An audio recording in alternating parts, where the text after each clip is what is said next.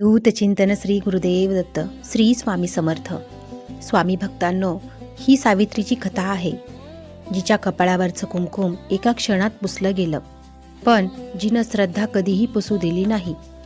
अपमान, उपासमार आणि एकटेपणाच्या अंधारात सुद्धा ती एक गोष्ट मनात धरून होती. स्वामी समर्थ कधीच साथ सोडत नाहीत. ही कथा फक्त ऐकण्याची नाही, तर मनापासून पाहण्याची आहे. कारण अनेक भक्त सांगतात, ही कथा श्रद्धेने ऐकली, घरात शांतता, सुख आणि समृद्धीचा अनुभव येतो. जर तुम्ही ही कथा शेवटपर्यंत श्रद्धेने पाहिली, तर समजा स्वामी समर्थांची कृपादृष्टी तुमच्यावरही आहे. आणि व्हिडिओ सुरू करण्यापूर्वी कमेंटमध्ये श्रद्धेने लिहा, श्री स्वामी समर्थ. सावित्रीचं आयुष्य कधी इतकं शांत होतं की तिलाही आठवत नव्हतं. एक छोटंसं घर, नवऱ्याचा साधा पगार, 2 वेळचं अन्न आणि कपाळावर रोज भरलं जाणारं लाल कुंकुम, एवढ्याच गोष्टीमध्ये तिचं संपूर्ण जग सामावलेलं होतं. पण काळ कधी कुणाला विचारून येत नाही. एक दिवस सकाळी घरातून कामावर गेलेला तिचा नवरा संध्याकाळी परतलाच नाही. अपघात, एक शब्द आणि सगळं आयुष्य उलटं पालटून गेलं. त्या दिवसानंतर सावित्रीसाठी प्रत्येक सकाळ म्हणजे एक परीक्षा होती. कपाळावरचं कुंकुम तिनं स्वतःच पुसलं, तेव्हा हात थरथरत होते. आरशात पाहायची हिंमत होत नव्हती. डोळ्यासमोर सतत एकच प्रश्न, आता माझं काय? समाजाला विधवा बाईचा श्वाससुद्धा जड वाटतो, हे तिला तेव्हाच कळलं. कालपर्यंत ज्या घरात हसून बोलायचे, त्याच घरामध्ये आज नजर वळवली जायची. पैशांची चणचण सुरू झाली. नवऱ्याच्या पगारावर चालणारा संसार अचानक थांबला. हाताला काम नव्हतं, शरीरात ताकद नव्हती आणि मनात हिंमत नव्हती. सावित्रीची एकच मुलगी गौरी, तिचं लग्न जवळ आलं होतं, पण विधवेच्या घरात लक्ष्मी टिकत नाही अशी कुजबूज गावात सुरू झाली. काही दिवसांतच लग्न मोडलं. त्या दिवशी सावित्री रडली नाही, रडायचंही बळ उरलं नव्हतं. संध्याकाळी घरात दिवा लावताना तिनं नकळत हात जोडले. कोणासाठी, कुणाला, हे तिलाच कळत नव्हतं. देव आहे की नाही यावर तिचा विश्वास डळमळीत झाला होता, पण मनाच्या खोल कुठेतरी एक आवाज सतत म्हणत होता, कोणीतरी आहे जो पाहतोय. एक दिवस गावात कीर्तन होतं. सावित्री तिथे जायचं टाळत होती. लोकांच्या नजरा, कुजबूज, प्रश्न, सगळं सहन करणं अवघड होतं. पण मनानं ओढ घेतली. ती शेवटच्या रांगेत बसली. कीर्तनकार स्वामी समर्थांची कथा सांगत होते. कसा एक साधू लोकांच्या आयुष्यात न दिसता बदल घडवतो, कसा तो फक्त श्रद्धा पाहतो. शब्द सावित्रीच्या काळजाला भिडत होते. तेव्हा पहिल्यांदाच तिच्या ओठांवर हळू शब्द आले, स्वामी समर्थ.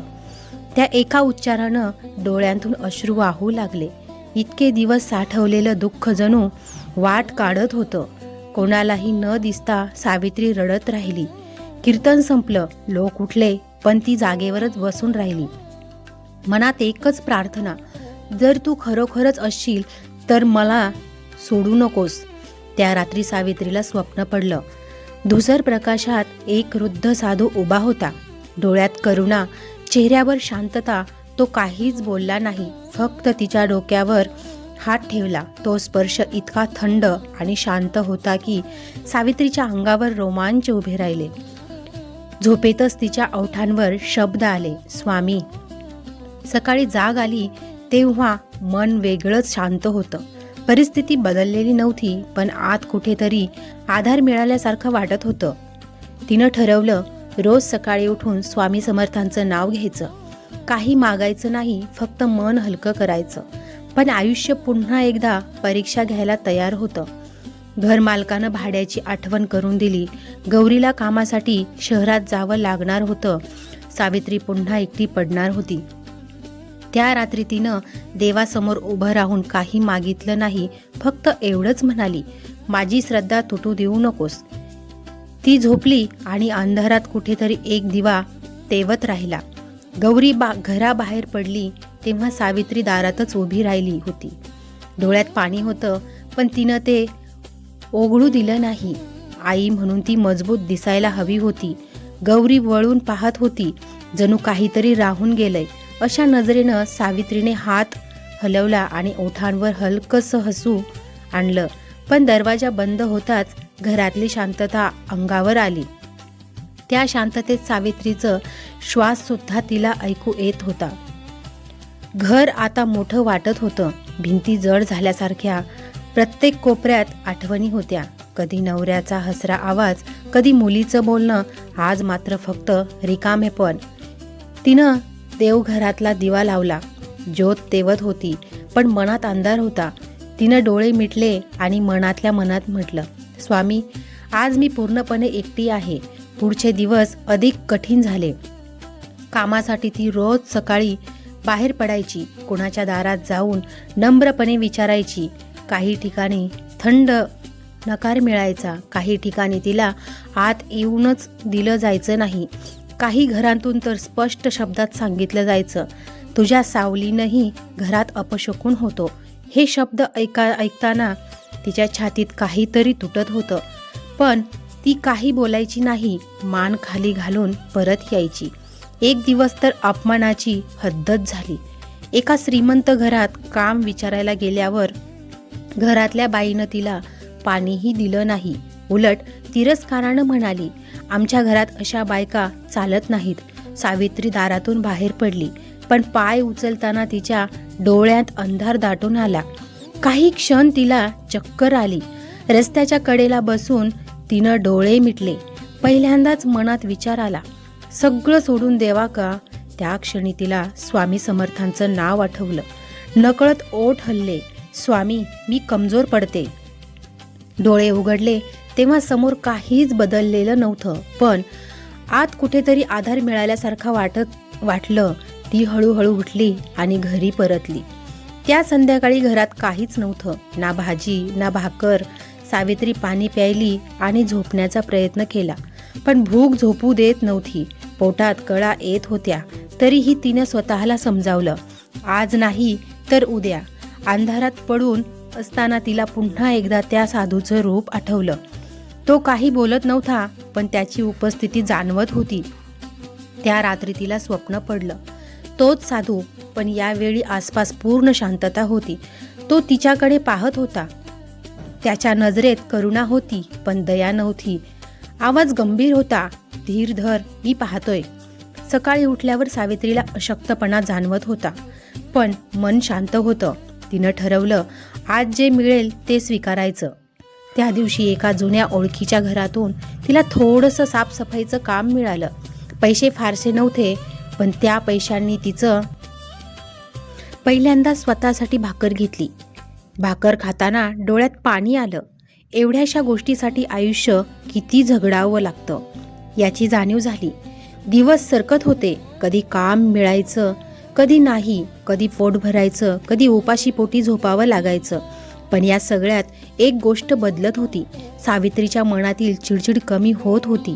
राग, प्रश्न, तक्रार यांची जागा शांततेने घेतली होती. ती रोज सकाळी उठून स्वामी समर्थांचं नाव घ्यायची. काही मागायची नाही, फक्त एवढंच म्हणायची, आजचा दिवस निभावू दे. एक दुपार अशीच घर आवरताना तिला भिंतीत एक सैलचा दगड दिसला. सहज हात लावला आणि तो निघाला. आता एक लहानशी पिशवी होती. पिशवी उघडून पाहिली तर त्यात काही जुने पैसे आणि एक लहानसा दागिना होता. सावित्री गोंधळून गेली. हे कुणाचं, कसं आलं? काहीच कळेना. पण त्या क्षणी तिच्या अंगावर रोमांच उभे राहिले. तिने हात जोडले, डोळे भरून आले. स्वामी, हे तुझंच आहे ना? त्या पैशांनी काही दिवसांचा संसार चालला. गौरीला थोडे पैसे पाठवता आले. तिचा फोन आला तेव्हा आवाजात समाधान होतं. आई, काळजी करू नकोस, ती म्हणाली.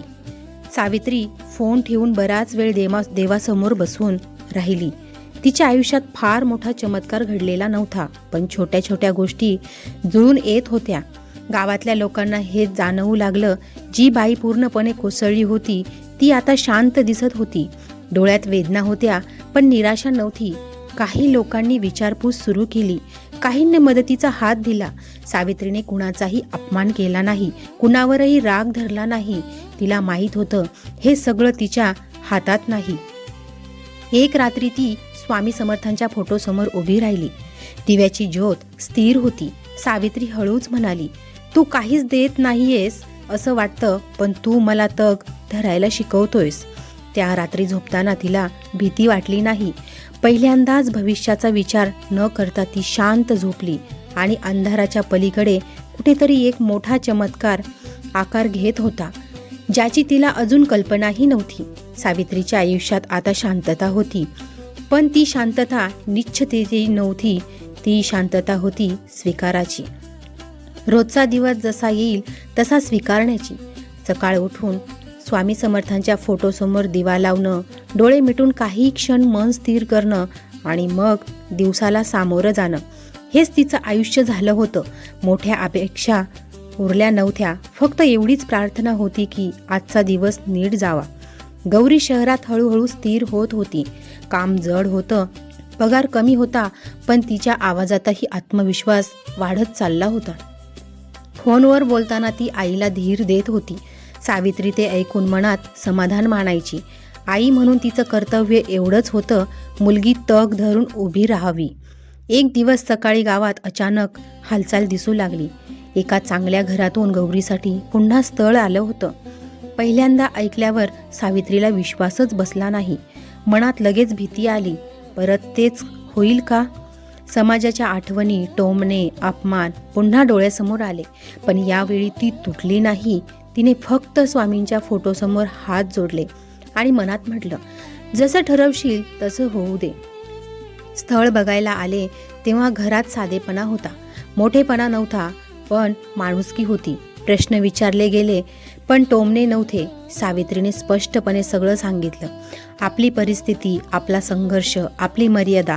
कुणीही तिला खाली पाहिलं नाही. ते लोक निघून गेल्यावर सावित्री देवघरात बसून राहिली. मन थरथरत होतं. उत्तराची वाट पाहणं हेही एक तप होतं.